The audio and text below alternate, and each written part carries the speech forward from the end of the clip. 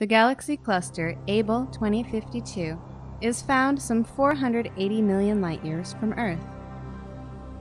At the center of Able 2052 is a giant elliptical galaxy, and within that is a supermassive black hole. X-ray data from Chandra show the hot gas that fills the space within the cluster.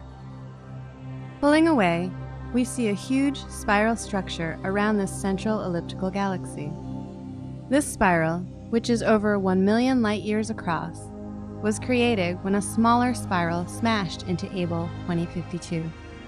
This caused the hot gas in the cluster to slosh back and forth, similar to how wine moves when a glass is tugged from side to side. This sloshing turns out to be very important. First, it helps redistribute the hot gas, which, in turn, affects the number of new stars being formed in the central galaxy.